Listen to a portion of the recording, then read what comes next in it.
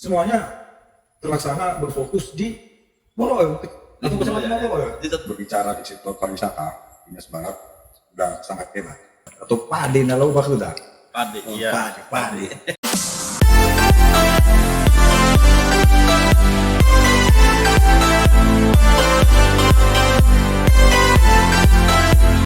Kembali kami hadir di hadapan sahabat sekalian dengan tema yang sama sebelumnya, apa kabar Nias Barat? Kali ini kita ditemani Ketua IPK Kabupaten Nias Barat. Terima kasih Abangda sudah meluangkan waktu berdiskusi bersama kita podcast Sahabat Pena. Nias Barat terkini ada yang mengatakan baik-baik saja dan ada yang mengatakan sedang tidak baik-baik saja. Kira-kira menurut penglihatan Abang kan di Nias Barat ini seperti apa? Apakah Nias Barat ini sedang baik-baik saja atau tidak sedang baik-baik saja? Baik, selamat sore semuanya. Nias Barat itu pada umumnya memang baik-baik saja. Ya. Cuma pada kenyataannya, sebenarnya prihatin.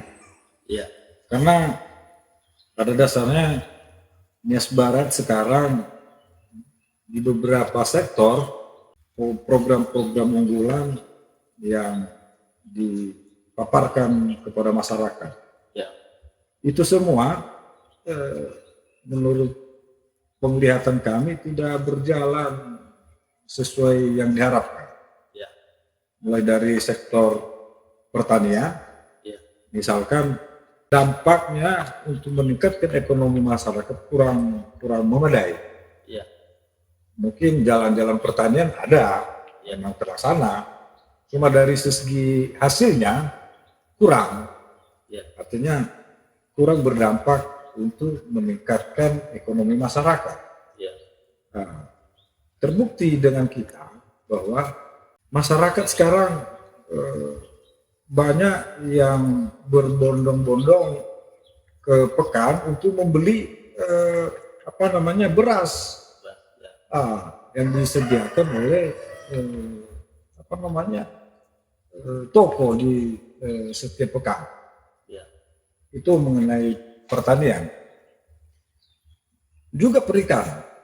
Ya. Perikanan di Nias Barat ini mungkin sepengetahuan saya tidak ada pergerakan atau program yang sudah dilaksanakan.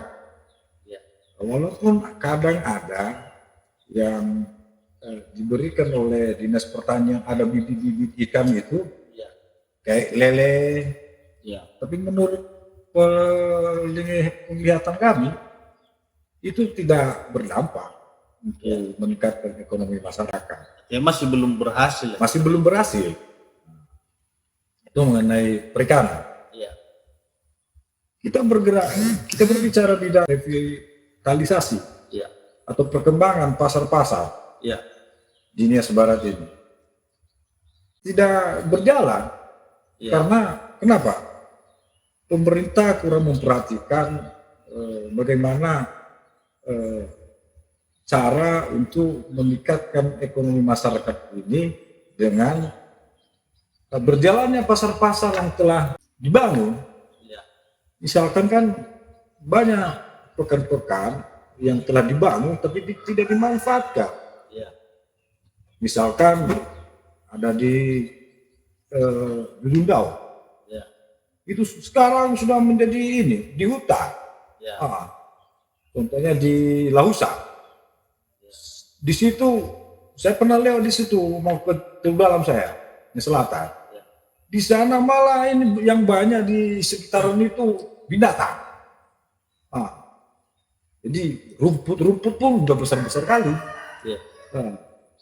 Dan masih ada lagi pekan-pekan yang tidak dimanfaatkan seperti Dua Moroe. Ya. Tidak dimanfaatkan sama sekali. Jadi pergerakan ekonomi masyarakat sekarang tidak berjalan dan tidak ada dampaknya untuk meningkatkan kesejahteraan masyarakat Nias Barat. Ya. Jadi Bang, izin Bang, kalau kita bilang tadi sedang baik-baik saja, mungkin dari paparan Abang ada yang belum berhasil ya. Iya. Jadi secara kasat mata juga kita melihat Bang, memang baik-baik saja loh Nias Barat ini.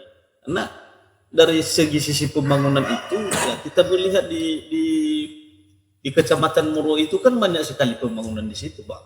Lalu terkait dengan yang sektor pertanian tadi, nah kita mendengar isu-isu ada banyak buku yang diberikan kepada masyarakat. Nah itu kan salah satu upaya-upaya pemerintah dong Pak. Nah artinya walaupun tadi dilihat oleh abang tadi bahwa masih belum kita katakan berhasil ya gitu. Nah dalam hal itu Bang, kira-kira apa sih yang seharusnya dilakukan oleh pemerintah terkait dengan ketidak ada hasilan dari program unggulan ini belum tercapai lah. Kira-kira bagaimana solusinya menurut abang ini kepada pemerintah? Baik, tadi sudah disampaikan mengenai masalah infrastruktur pembangunan. Infrastruktur di Kabupaten Nias Barat memang berjalan sangat bagus. Ya.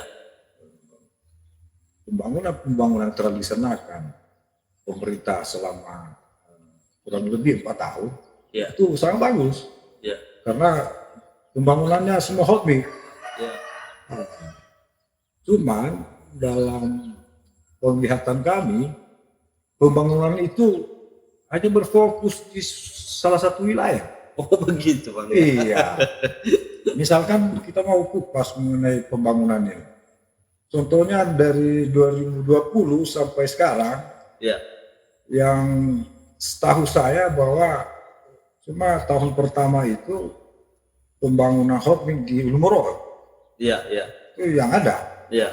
Habis itu 2023 semuanya terlaksana berfokus di Moro atau kecamatan Moro. Di satu kecamatan aja. Satu kecamatan aja.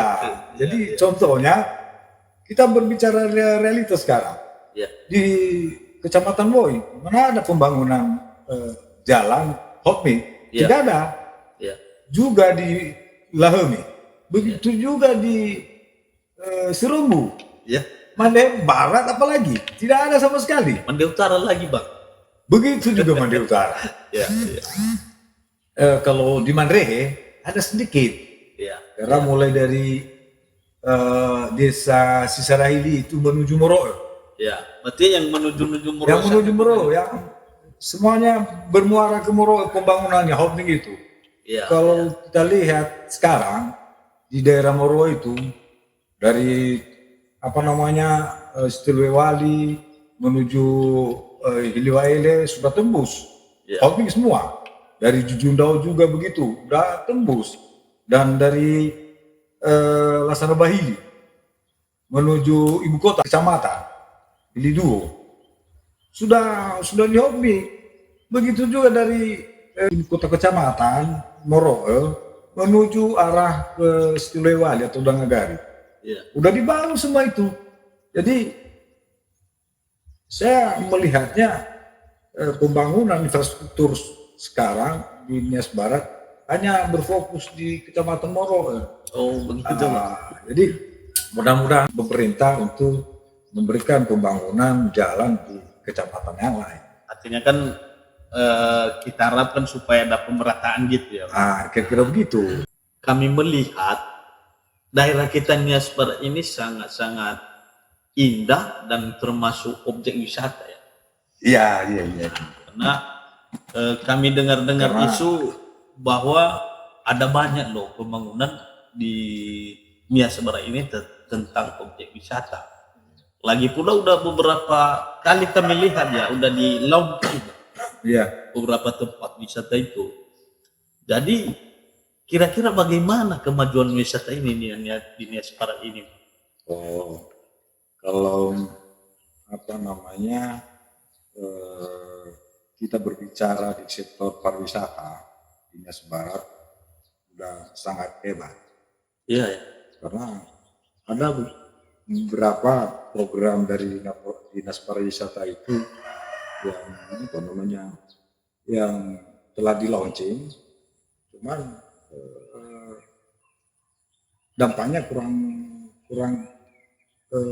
tersentuh kepada masyarakat. Iya. Dan menurut saya tidak berjalan semua kegiatan itu. Iya. Makanya saya bilang saya katakan hebat tadi, Nias Barat ini kan dari pariwisata sudah pernah ditampilkan di pusat. Iya. Dalam tarian itu. Iya, Dari salah tarian satu tarian ya. khas Nias Barat. Iya. Itu makanya saya bilang hebat atau pade nalau sudah. Pade, Oh, iya. pade. Jadi kalau program-program Nias Barat Iya. itu kan banyak sudah dibangun seperti Kamadu. Iya. Kamadu dan ada di arah arah Luhamoro, ada itu yang di launching hari itu daerah Eliserem kalau nggak salah, desa Eliserem. Tapi untuk saat ini semua tidak berfungsi. Tidak berfungsi. Contohnya di Kamadu itu aja sekarang udah dibuat kolam renang, tapi tidak difungsikan. Bahkan saya dengar tuh terakhir ini bukan BUMDes atau desa yang di sana yang mengelola sekarang, malah udah dialihkan ke dinas pariwisata sekarang. Oh, udah dialihkan. Artinya dalam pengutipan karcis masuk itu harus dikelola oleh dinas pariwisata. Saya dengar ya baru-baru ini. Karena saya pernah berkunjung di Kamadu sekitar 2 minggu yang lalu. Di sana saya mampir, totonya airnya nggak ada di dalam, di kolam. Lalu saya tanya kepada masyarakat yang dari sana, loh, ini kolam renang kok nggak ada air? Katanya udah dibuang karena ada sedikit perbedaan pendapat. Yang seharusnya ini kan desa yang mengelolanya, karena ini kan di daerah wilayah kami, dan bahkan dinas pariwisata juga ingin mengelolanya secara langsung. Kira-kira begitu mengenai pembangunan. Dan mari kita berbicara dulu dengan salah satu program unggulan dari pemerintah, bahwa ada kuliner. Jadi gimana ya, kita berbicara kuliner yang di Nias Barat ini, program itu tidak ada terlaksana. Misalkan ada restoran khusus yang menyediakan kuliner Nias Barat, tidak ada. Berarti ini Nias Barat masih belum ada ya? Belum ada. Yang kuliner itu. Belum ada. Tapi kalau kita melihat sebenarnya Nias Barat ini sebenarnya indah loh. Apalagi udah ada jalan nasional itu, kalau memang dibangun untuk tempat-tempat wisata. Tapi kita melihat di Sirombo itu ada banyak pembangunan di situ. Lalu kira-kira menurut abang di Sirombo itu seperti apa kemajuan di situ? Maju sih, cuma di lain sisi kurang pas. Misalkan orang berkunjung di sana, ada banyak binatang. Contohnya kerbau itu kan, ada Taman Naikula itu. Saya udah pernah ke sana. Bahkan ada pagar di situ yang Taman Naikula itu, ada ini di dalam kerbau. Kita jalan di sekeliling pantai berseraan ini kotoran hewan. Jadi itulah mesti juga itu perhatian daripada pemerintah, dalam hal ini dinas pariwisata, bagaimana solusi untuk binatang-binatang berkeliaran itu. Sebisa mungkin berkomunikasi dengan desa di sana. Apalagi program dinas pariwisata, cara festival itu, festival menari ya, saya kurang tahu. Dan itu pun dilaksanakan di pinggir pantai sana. Di sana nggak ada rumah, di sana nggak ada fasilitas lah. Iya, iya. Karena apa namanya agak jauh dari pemukiman penduduk. Iya. Jadi saya rasa lokasi itu kurang tepat. Iya. Jadi seharusnya lokasinya yang lebih mantap. Ya kan ada. Diadakan festival ini Bang. Ya kan ada ini bangunan pemerintah di Seronggu itu. Ada dekat Taman Ekula itu. Iya, iya. Yang biasanya ada acara-acara, ada event kemarin itu. Iya. Yang pernah dibawa penyanyi dangdut dari ibu kota. Iya. Kan ada hari itu. Berarti bagusan di situ ya? Bagusan di situ atau di lokasi kabupaten. Nah, ngapain dibawa ke ini pantai sana yang tidak ada orang di sana? Iya. Yang banyak ketemu kita di sana binatang, kerbau. Oke lah Bang, terima kasih kesempatan dan waktu luang diskusi ini. Jadi mungkin nanti ke depan akan kita lanjut lagi Bang. Baik, terima kasih. Terima kasih. Sahabat, demikian hasil diskusi kami dengan Abang Da Ketua IPK tadi terkait dengan bagaimana Nias Barat ini baik-baik saja atau tidak baik-baik.